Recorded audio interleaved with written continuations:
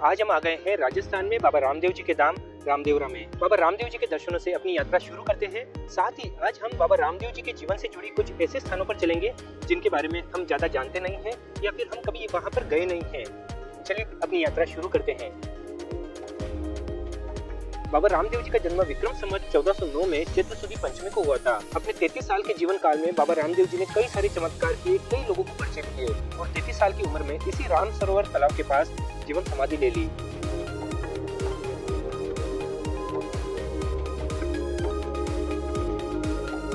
बाबा रामदेव जी का विवाह अमरकोट की राजकन्या नेतल देव से हुआ था। आज की तारीख में अमरकोट अब पाकिस्तान में है।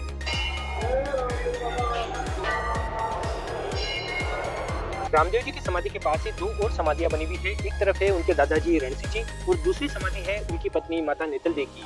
थोड़ा सा और आगे बढ़ने पर दो और समाधियां दिखाई देती है। ये समाधियां है रामदेव जी के पुत्र साधो जी और देवो जी की। इसी मंदिर परिसर में दाड़ीबाई की समाधि भी है। दाड़ीबाई रामदेव जी की मुंह बोली बहन थी। साथ ही यहाँ पर मंदिर परिसर में बाबा के वंशजों की कई सारी समाधियां भी बनी हुई है। बाबा रामदेव जी के दर्शन कर अब हम आ गए हैं राम सरोवर के पास। राम सरोवर का निर्माण बाबा रामदेव जी ने ही करवाया था। राम सरोवर तालाब के पास में ही बाबा रामदेव जी ने जीवन समाधि ली थी और बाबा की समाधि के बाद ही उनके वंशजों ने रामदेवरा गांव बसाया था।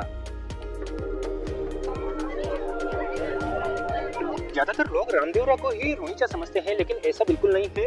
रूणीचा अलग है, रामदेवरा अलग है। रूणीचा गांव यहाँ से 3 किलोमीटर की दूरी पर बाबा रामदेव जी ने भैरव राक्षस के वध के बाद बसाया था। लेकिन बाबा रामदेव जी की समाधि लेने के बाद से ही रूणीचा गांव पूरी तरह से उजड़ गया और रामदेवरा को ही रूणीचा कहा जाने लगा। रामदेवरा को बाबा रामदेव जी के वंशजों ने उनकी समाधि लेने के बाद बसाया था। मंदिर से दर्शन हो गए, अब चलते हैं परचा बावड़ी की तरफ। ये हम आ गए हैं अब परचा बावड़ी की तरफ।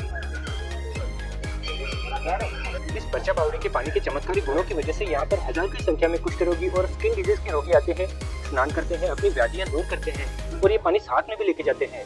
इस वजह से इस पानी का बहुत ज्यादा महत्व बढ़ गया है इस स्थान पर। सुरक्षा के हिसाब से यहाँ पर जाली लगाई हुई है। यहाँ से नीचे और गहराई में नहीं जा सकते इस बावड़ी के। परचा बावड़ी का निर्माण खुद बाबा रामदेव जी ने ही करवाया था। और परचा बावड़ी के दर्शन कर रामदेवरा से ऑटो पकड़ वे चला पंचपीपली की तरफ। तो रामदेवरा से लगभग 12 किलोमीटर की दूरी पर अब हम आ गए हैं पंचपीपली स्थान पर। इसे पंचपीर भी कहा जाता है और पंचपीपली भी कहा जाता है। पंचपीपली वही स्थान है जहाँ पर बाबा रामदेव जी ने मक्का से आए 5 पीरों को चमत्कार दिखाया था या पर्चा दिया था। चलिए मंदिर में दर्शन करते हैं और फिर इसके बाजू में ये जो आप पीछे सरोवर देख रहे हैं यहाँ पर भी चलते हैं। यहाँ पर बाबा रामदेव जी और माता नेतल देव का मंदिर है और ये देखिए यहाँ पर कई सारे नीम के पेड़ लगे हुए हैं और इन्हीं नीम के पेड़ों के पास में है ये पंचपीपली। इस पंचपीपली के पास ही ये बाबा रामदेव जी का मंदिर बना हुआ है। यहाँ पर बाबा रामदेव जी की एक बड़ी सी मूर्ति लगी हुई है और इसके सामने है बाबा रामदेव जी और माता नेतल देव का मंदिर। बाबा रामदेव जी और माता नेतल देव की ये मूर्ति है। ये मंदिर पूरे भारत में एकमात्र मंदिर है जो कि बाबा रामदेव जी और माता नेतल देव का एक साथ जोड़ी का मंदिर है। बाबा रामदेव जी के चमत्कारों का गुणगान जब पूरी दुनिया भर में होने लगा तब ये बात सऊदी अरेबिया यानी मक्का मदीना तक पहुंच गई। तब वहां से 5 पीर चलकर बाबा रामदेव जी की परीक्षा लेने के लिए यहाँ पर रामदेवरा में आए और वो पीर आकर इसी स्थान पर रुके थे। यहीं पर बाबा रामदेव जी ने उन 5 पीरों को चमत्कार दिखाया था। जब 5 ही पीर यहाँ पर आकर बैठे तब बाबा रामदेव जी उनसे आकर मिले।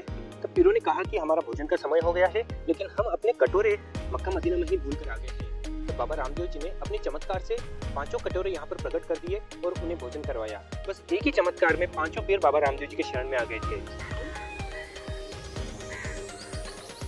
तो बाबा ने कहा ठीक है, हम आपसे पसंद कहाँ है? तो बोले हमारे मक्का मदीना में पसंद रहेंगे। तो बाबा ने ऐसा हाथ किया तो मक्का मदीना से 5 कटोरे हाथ किए, खड़े हो गए, उठने खड़े हो गए। हम तो पीर हैं, आप पीरों के पीर, हम सब पीर हो। तो पीर उनके पाँव पड़ गए। तो यहाँ से हम तो पीर, आज तक हिंदुआ पीर है। फिर वो नीम का दस्तूर करते जमीन में गाड़ा कि रामा पीर नहीं सकती होगी तो 5 पीपे बन जाएगी। तो रामा पीर सकते थे 5 पीपे बने और इसीलिए इस जगह को 5 पीपली कहा जाता है। यही वो स्थान है जहाँ पर बाबा रामदेव जी ने 5 पीरों को बिठाकर खाना खिलाया था और बाबा को रामसा पीर की उपाधि दी थी 5 पीरों ने। यहाँ पर सामने हम वो पीपल का वृक्ष देख सकते हैं और इस तरफ है बाबा रामदेव जी का मंदिर और सामने है बाबा रामदेव जी और माता नेतल देव का जुगल जोड़ी का मंदिर। पंचपीपली के पास में ही ये तालाब बना हुआ है। बाबा रामदेव जी के समय से ये तालाब है। साल के कई महीनों तक इस तालाब में पानी टिका हुआ रहता है, लेकिन गर्मियों के मौसम में ये लगभग सूख जाता है।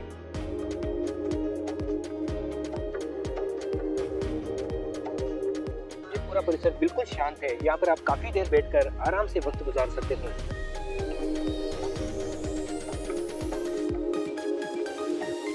चलिए अब यहाँ से चलते हैं रोनीचा कुआं। पंचपीपली से रोनीचा कुआं के रास्ते में आता है विरमदेवरा गांव, जहाँ पर है बाबा विरमदेव जी का मंदिर। रामदेवरा से 5 किलोमीटर की दूरी पर है विरमदेवरा, जहाँ पर बाबा रामदेव जी के बड़े भाई विरमदेव जी का मंदिर है। पूरे भारतवर्ष में बाबा विरमदेव जी का ये एकमात्र मंदिर है।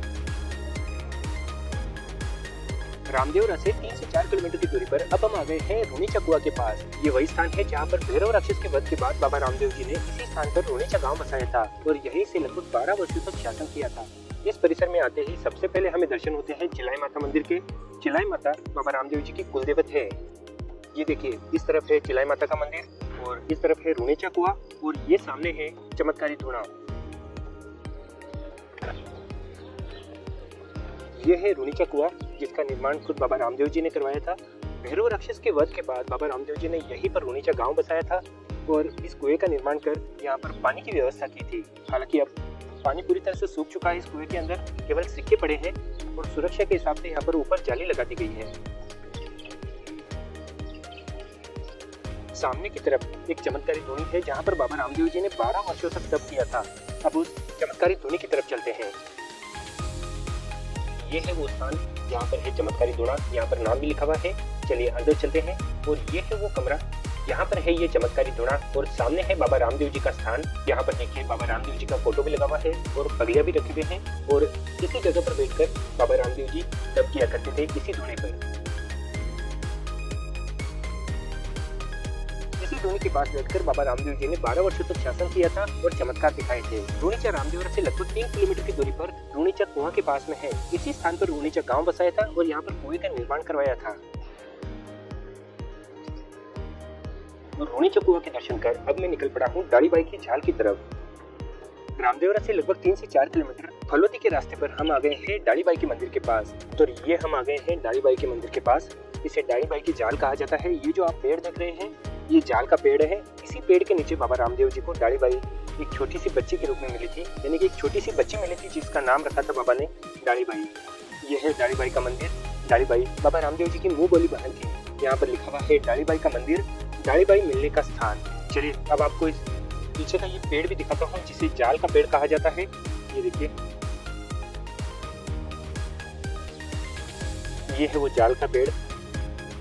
यहाँ पर आप देख सकते हैं कोई ज्यादा दुकानें नहीं है, आराम करने की थोड़ी सी जगह है और 1-2 दुकानें बनी हुई है और सामने से सड़क जा रही है। इसी सड़क के पास में ये है दाढ़ीबाई का मंदिर। दाढ़ीबाई को रामदेव जी यहाँ से अपने महल ले आए और वहीं पर उनका बचपन भी था। जब बाबा रामदेव जी के समाधि लेने का समय आया तब दाढ़ीबाई ने पहले समाधि ली थी और फिर रामदेव जी ने समाधि ली थी। दाढ़ीबाई की समाधि के दर्शन हमने सुबह मंदिर में किए थे। तो चलिए अब यहाँ से वापस रामदेवरा चलते हैं। तो फ्रेंड्स, इसी के साथ हमारी रामदेवरा की यात्रा पूरी होती है। अब जल्दी ही मिलते हैं एक और नई यात्रा में। तब तक अपना ध्यान रखिएगा। धन्यवाद।